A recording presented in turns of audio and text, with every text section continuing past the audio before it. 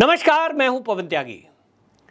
4 राज्यों के विधानसभा चुनाव में अब पूरी तरह से कांग्रेस और भारतीय जनता पार्टी पूरी ताकत के साथ जुट गई है। जहां एक तरफ भारतीय जनता पार्टी की तरफ से मोदी जी ने कमान संभाली हुई है। मध्य प्रदेश में लगातार 6 महीने में 6 बार मोदी जी लगातार रैलियों में गए हैं। वहीं राजस्थान में उन्होंने सीधा सीधा ये इंडी अलायंस पर सवाल उठाया है, जिन्होंने सनातन की समाप्ति की बात करी थी। मोदी जी ने सीधा प्रहार किया कि ये वो लोग हैं, इंडी अलायंस को वो घमंडिया बोलते हैं। बोले घमंडिया अलायंस के जो लोग हैं ये सनातन की समाप्ति की बात करते हैं, तो क्या राजस्थान की जनता ऐसे लोगों को वोट करेगी जो सनातन की समाप्ति की बात करता है? जनता से ये सवाल पूछा है और जनता ने एक सुर में ना कह दिया। पहले ही ये लग रहा है कि राजस्थान में तो भारतीय जनता पार्टी की सरकार पूरे बहुमत के साथ बनेगी, क्योंकि भारतीय जनता पार्टी की सरकार की चाह हर राजस्थान के नागरिक की है। क्योंकि वहां जिस तरह से महिलाओं के साथ लगातार अत्याचार, मतलब कोई दिन नहीं बीतता कि कहीं ना कहीं कोई घटना सुनने को ना मिलती हो। बच्चियों के साथ रेप, बच्चियों की हत्या, कुएं से निकली लाश, ये वहां के लिए आम बात हो गई है। हालांकि अशोक गहलोत जो कांग्रेस के वहां सीएम हैं, वो महिलाओं को अपनी इज्जत आबरू का मामला भुलवाने के लिए उनको मोबाइल फोन बांट रहे हैं। मोबाइल दूंगा। तो राजस्थान की जनता ये कह रही है, खास तौर पे राजस्थान की महिलाएं ये कह रही हैं कि अशोक गहलोत को क्या लगता है कि वो 10,000 का टेलीफोन देकर, मोबाइल देकर फ्री में वो हमसे हमारी इज्जत के आबरू के सवाल को भुलवाने के लिए कह रहे हैं? क्या हम भूल जाएंगे कि राजस्थान रेप में नंबर 1 है? राजस्थान के अंदर अपराधियों के साथ कुछ नहीं होता है। यहां सर तन से जुदा वाले हैं, जिसका जिक्र मोदी जी ने किया कि आप देखिए कि यहां दोस्त किस तरह से काम करते हैं, यहां गली मोहल्ले में किस तरह की हत्याएं होती हैं। और आरोप यह कि राजस्थान में राजस्थान गहलोत सरकार, पुलिस कुछ नहीं करती। ये सवाल है। हां, करती तो है, बहुत एक्टिव है, उसको बहुत चिंता है। किसकी? नूह में दंगा होता है, नूह में यात्रा निकलती है नल्लड़ मंदिर के लिए, हिंदुओं की उस यात्रा पर पथराव कर दिया जाता है। उसमें जिसका कोई लेना देना नहीं, एक गौरक्षक मोनू मानेसर, उस पर जरूर एफआईआर राजस्थान सरकार करती है। ढूंढो खोजो, पूरी फोर्स लगा दी जाती है, पकड़ करके उसको हरियाणा की सरकार लाती है। लेकिन तत्काल पहले ही जैसे जाल बिछा के बैठी हो, राजस्थान की सरकार ले जाती है। क्या दोष है? आरोप है। आरोप है तो ठीक है, आरोप लगाने वाले क्या जांच भी तो करते हैं। अब मोनू मानेसर के वकील कह रहे हैं कि साहब वो मौके पर नहीं था, हमारे पास एविडेंस है, इलेक्ट्रॉनिक एविडेंस, फोन की लोकेशन, सब कुछ है। लेकिन ना, राजस्थान की पुलिस को तो तुष्टीकरण करना है, मोनू मानेसर की गिरफ्तारी करनी है, ताकि उसे एक विशेष वर्ग को खुश करके उसकी वोट ली जा सके। इसी का जिक्र मोदी जी ने उदयपुर की रैली में किया है। मोदी जी राजस्थान में परिवर्तन संकल्प महासभा में गए थे और परिवर्तन संकल्प महासभा में जाकर उन्होंने ये पूरे अब देश को बता दिया कि भाई ये जो 2024 तक कुछ राज्यों के चुनाव हैं और 2024 में लोकसभा के चुनाव हैं, मुद्दा तय हो गया। एक तरफ जो आपको याद होगा, मैंने इस पर वीडियो की है, एक तरफ है वो गठबंधन जिसका नाम इंडी अलायंस है। उस इंडी अलायंस में वो लोग हैं जो इस देश में सनातन को समाप्त करना चाहते हैं, जो हिंदू और हिंदुत्व को समाप्त करना चाहते हैं, जो हिंदू देवी देवताओं पर गंभीर और भयंकर और शर्मनाक टिप्पणी करते हैं, जो हिंदू शास्त्रों को जलाने और फाड़ने की बात करते हैं।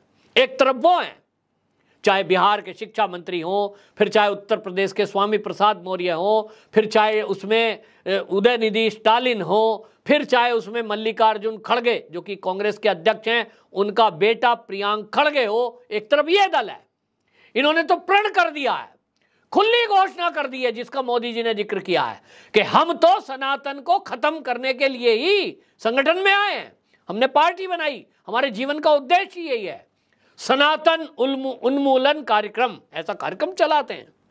हालांकि अब सुप्रीम कोर्ट ने सुनवाई के लिए स्वीकार किया है, लेकिन सवाल यह है कि एक तरफ ये है तो दूसरी तरफ कौन सा दल है?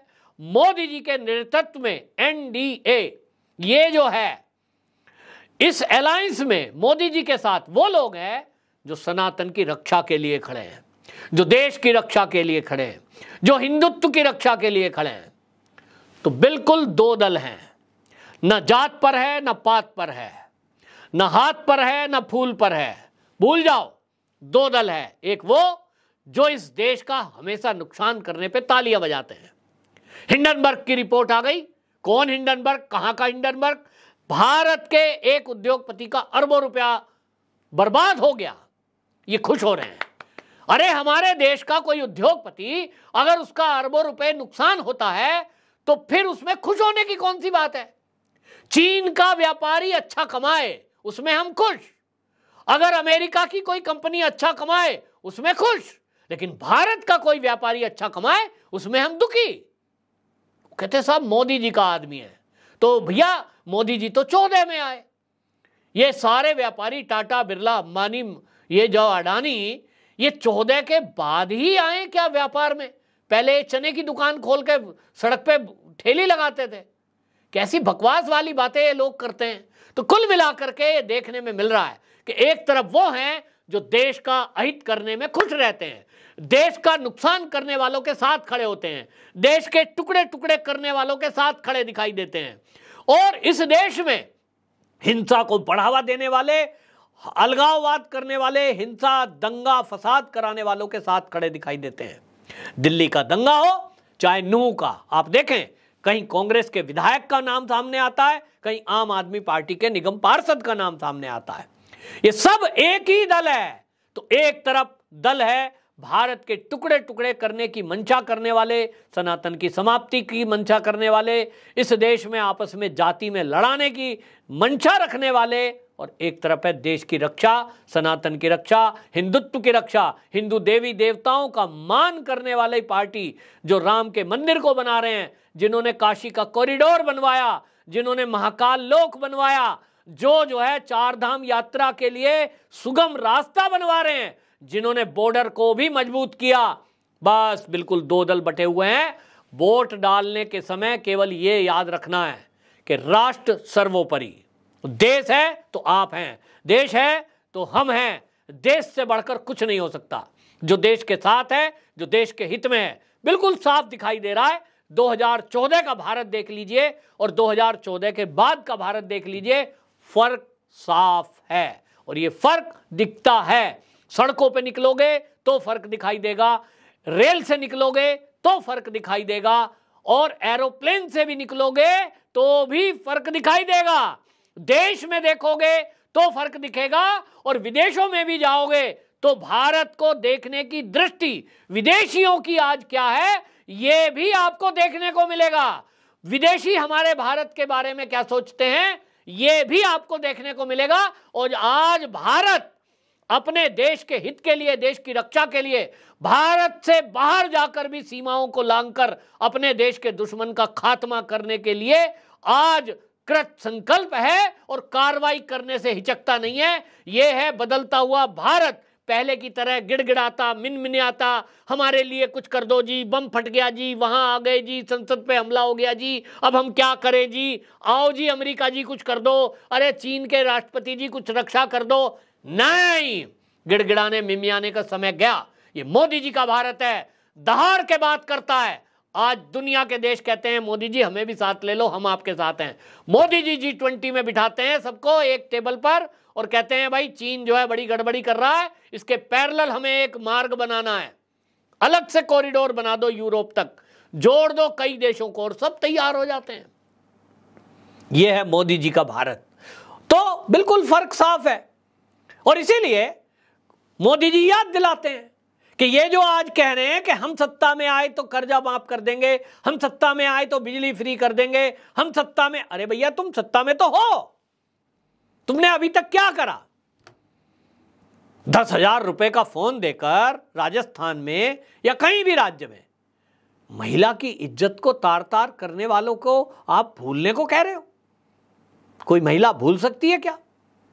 किसी महिला की इज्जत क्या मात्र एक स्मार्टफोन है? राजस्थान की महिलाओं को आपने ऐसा स्वार्थी समझा है क्या? निश्चित रूप से नहीं।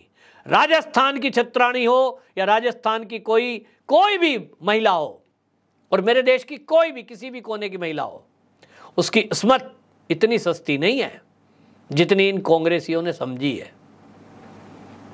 मोबाइल फोन छोड़िए, आप 10,000 की तो बात क्या है, 10 करोड़ भी देंगे ना तो महिला अपनी इज्जत आबरू को टच नहीं करने देगी। लेकिन इन कांग्रेसियों को लगता है, आप आदमी पार्टी को लगता है कि फ्री की कुछ रेवड़ी, फ्री की कुछ छूट, फ्री की कुछ घोषणा, इनको लालच देकर देशवासियों को आप खरीद सकते हो। ये अब इनकी भूल है। जो हो गया, जो बहका लिया सो बहका लिया। अभी तमिलनाडु जो है ना, जो तमिलनाडु में चुनाव है, फिर आगे और राज्यों में है, आप देखेंगे अब नहीं चलेगा और इसीलिए बौखलाहट दिखाई दे रही है। तो भारतीय जनता पार्टी अब परचम लहराने जा रही है, जिसमें कि मध्य प्रदेश और राजस्थान तो बिल्कुल क्लियर दिखाई दे रहे हैं। छत्तीसगढ़ में भी कांग्रेस में फूट होती दिख रही है, यानी तीसरा राज्य छत्तीसगढ़ में भी भारतीय जनता पार्टी की सरकार बन सकती है, ऐसे आसार दिखाई दे रहे हैं। मोदी जी की दहाड़ से एक बात बिल्कुल क्लियर हो गई है कि अभी 4 राज्यों के चुनाव और 2024 का लोकसभा चुनाव अब इसी मुद्दे पर होने वाला है कि एक तरफ जो सनातन की समाप्ति और एक तरफ सनातन की रक्षा। देखते हैं देश की जनता किसकी तरफ जाएगी। आपकी क्या राय है, आप किधर हैं, जरूर कमेंट बॉक्स में लिखें। जय श्री राम, वंदे मातरम।